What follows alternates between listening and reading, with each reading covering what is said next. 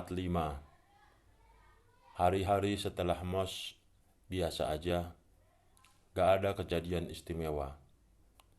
Tapi gua masih sedikit minder juga sama teman-teman yang lain. Gua benar-benar tertutup saat itu.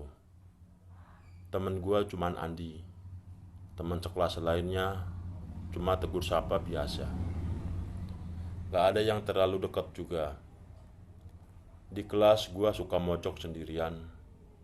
Andi sering ngajakin gua gabung sama yang lainnya. Cuma gua senyum kecil.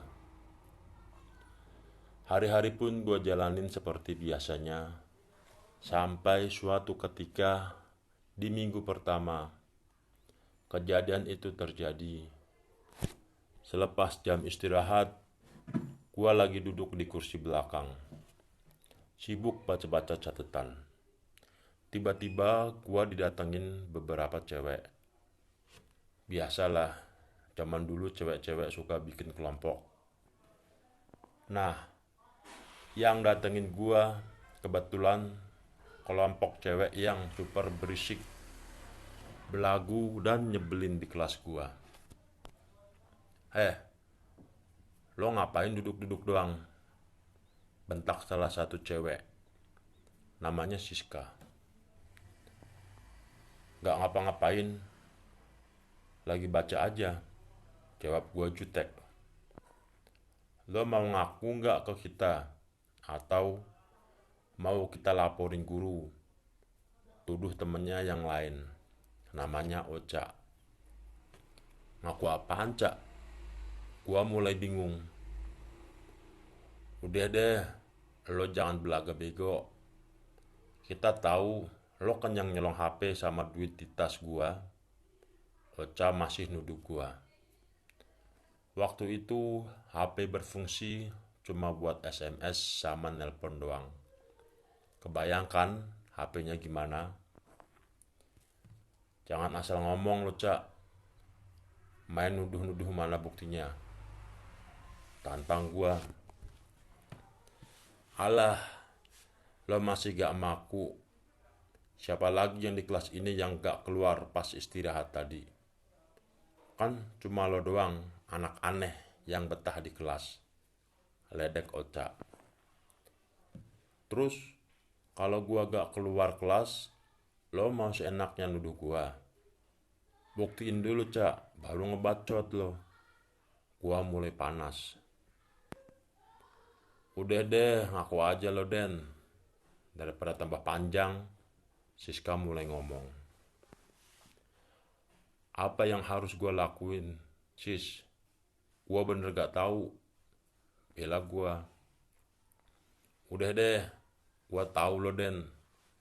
Lo gak punya duit kan? Makanya lo nyolong HP sama duit gua.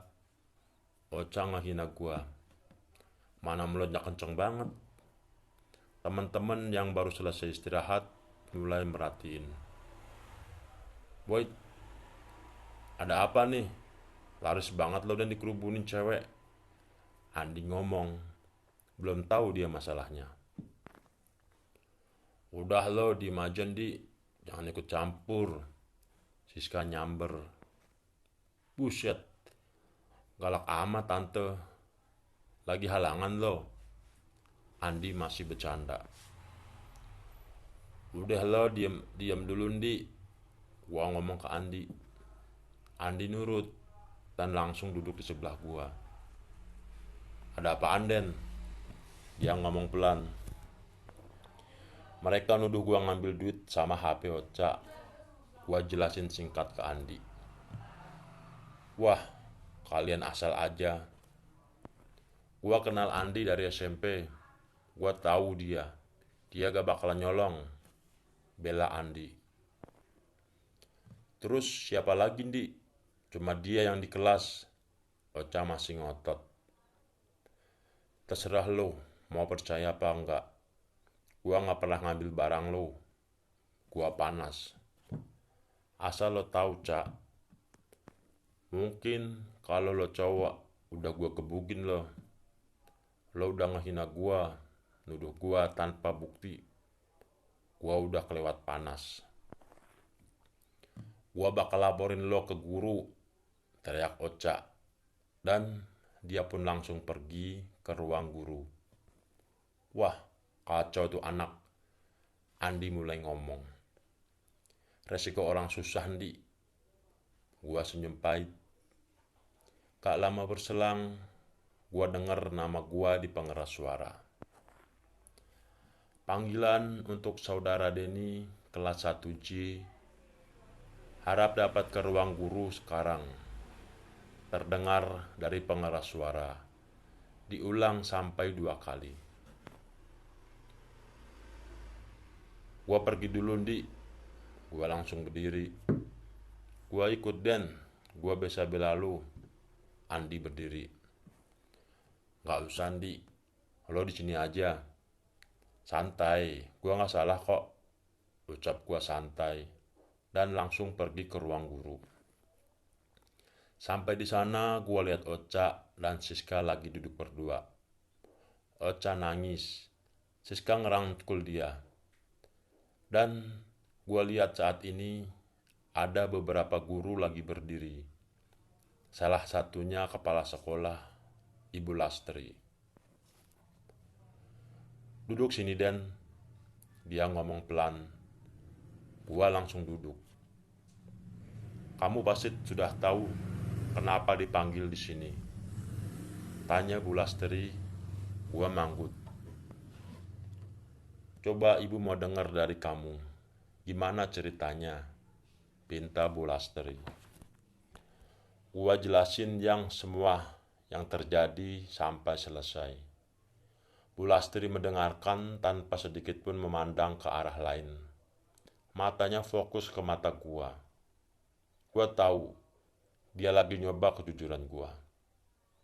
Gua pun menatap matanya tanpa berkedip. Gua ngomong dengan jelas tanpa terbata-bata. Selesai gua ngomong, Bu Lastri diam sebentar. Lalu dia ngomong, baiklah anak-anak, ibu sudah dengar dari penjelasan kalian berdua. Dan ibu sudah memutuskan bahwa tuduhan Ocha ke Denny tidak beralasan. Denny cuma berada di tempat yang salah. Ocha, kamu tenang dulu sebentar. Ibu janji akan selesaiin masalah ini. Bu Lastri bijak.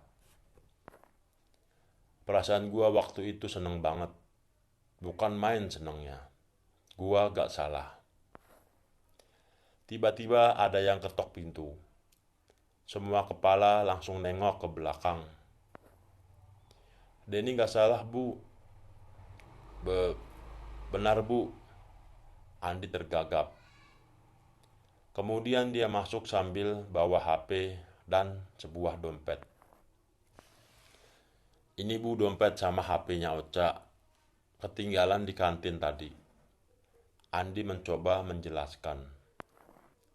Tadi Mang Udin ke kelas, nganterin ini. Katanya ketinggalan di gerobak baksonya. Andi menjelaskan.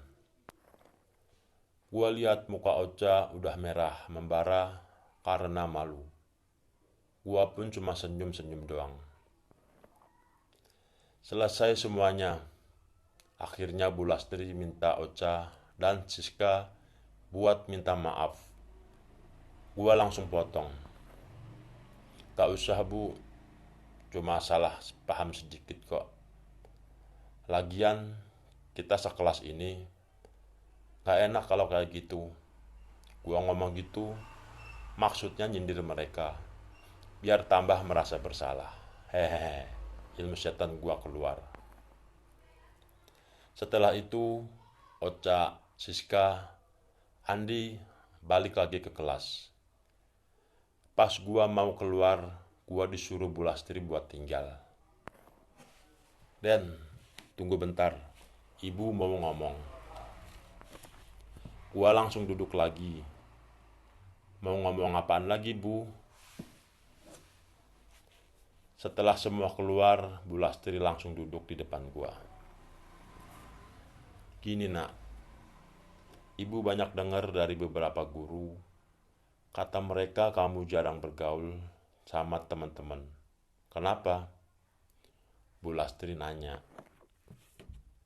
Gak apa-apa bu, saya cuman malu. Sepertinya saya gak cocok temenan sama mereka. Ibu bisa lihat kan gimana mereka nilai saya. Gua ngejelasin. Pesan ibu ke kamu jangan kalah sama keadaan. Tapi kamu harus ciptain keadaan. Buatlah keadaan di mana kamu merasa nyaman di situ. Bu Lastri terus ngomong. Kalau kamu memang pengen dinilai baik, maka berlakulah baik. Dengan kamu seperti ini, bagaimana teman-teman kamu bisa tahu siapa dan bagaimana kamu? Cobalah buka diri dengan lingkunganmu. Ciptakan lingkungan yang menarik. Bu Lastri tersenyum. Baik bu, terima kasih. Gua manggut. Ya udah, kamu masuk ke kelas sekarang. Belajar yang rajin. Dia masih tersenyum. Gua langsung berdiri dan mau keluar. Tiba-tiba Bu Lastri manggil gua. Den, salam buat ibu kamu ya. Nanti kapan-kapan ibu main ke sana. Dia ngomong sambil senyum lebar. Ibu kenal sama emak saya. Ibu kenal sama emak saya. Gua bertanya. Ibu cukup kenal siapa ibumu. Sudah balik ke kelas sana. Dia masih tersenyum. Gua balik ke kelas dengan perasaan bingung. Gua bertekad buat tanya ke emak pas pulang nanti. Tiba-tiba ada yang nyolek gua. Gua nengok. Lo Liv, colek-colek aja. Ngapain lo di sini? Nggak belajar lo? Gua bertanya. Gua denger tadi di toa lo dipanggil. Gua kesini mau ngeliatin lo diapain. Dia nyengir. Gua nggak diapa-apain kok, di sidang doang. Jawab gua santai. Lo bisa nggak ikut gua? Pinta dia. Kemana? Lagian lo nggak belajar. Gua bertanya males. Nggak ada guru, jadi gua keluar. Kita ke belakang aja yuk. Gua mau ngomong. Dia nyerocos sambil narik tangan gua. Gua bingung. Apaan nih? Gua males banget rasanya. Pas di belakang, gua duduk di tempat biasa. Mau ngomong apaan? Gua gak enak udah lama keluar. Gua nanya rada bete. Dia cuma nunduk. Gua mau minta maaf sama lo. Dia ngomong pelan banget, nyaris tak terdengar. Minta maaf mulu lo, kayak lebaran aja. Gua coba bercanda. Olive masih nunduk serius. Gua pun diem. Tiba-tiba dia ngomong. Masalah hari ini itu salah gua. Ngomong apaan sih lo? Gua bingung. Gua bingung banget. Tapi lo janji gak akan marah sama gua. Dia ngeliatin gua. Emang masalah apaan? Gua tanya. Janji dulu. Tanya dia dengan manja. Iya, gue janji. Akhirnya gua senyum. Sebenarnya yang ambil dompet Ocha tadi di kantin itu gua. Dia nunduk lagi. Gua diem. Sumpah gua kesel banget saat itu. Tapi gua udah janji gak bakal marah. Lo kok diem Dan? Gua bener-bener gak ada maksud nyusahin lo kok. Dia mandang gua. Iya Liv, gua udah janji ke lo gak bakal marah kok. Gua coba sabar. Makasih ya Den, lo emang baik kok. Dia nyengir lagi. Emang lo Ada masalah apa sih sama Ocha? Gua bertanya. Gua sebel sama dia. Gayanya belagu kayak ratu. Kesana sini pakai pengawal. Mana suaranya paling kenceng. Makanya gua isengin dia. Dia nerocos. Gua ketawa lebar. Bukan karena alasan dia ngisengin Ocha, tapi cara dia ngomong. Manja banget. Tiba-tiba dia berdiri. Gua balik ke kelas. Gua udah lama keluar. Dia jalan cepet. Lo tadi ngomong gak ada guru. Gua kaget. Gua bohong. Dia pergi sambil menjulurkan lidah. Asem nih cewek batin gua. Akhirnya gua balik ke kelas dengan perasaan campur aduk. Gua lihat anak-anak masih duduk santai sambil ngobrol. Pas gua lihat Ocha, dia langsung nunduk. Kayaknya masih malu. Gua langsung duduk di kursi kesayangan gua. Tak lama, wali kelas gua masuk. Saya ada sedikit pengumuman buat kalian. Sampai saat ini, kalian belum masih memilih siapa ketua kelas. Sekarang kita akan buat struktur di kelas ini. Akan ada ketua, wakil, sekretaris, dan bendahara. Wali kelas gua masih ngomong. Buat sekretaris saya tunjuk Indah. Semua pun tepuk tangan. Bendahara sudah pasti bukan gua. Gua berpikir. Susi, kamu bendahara. Diiringi tepuk tangan.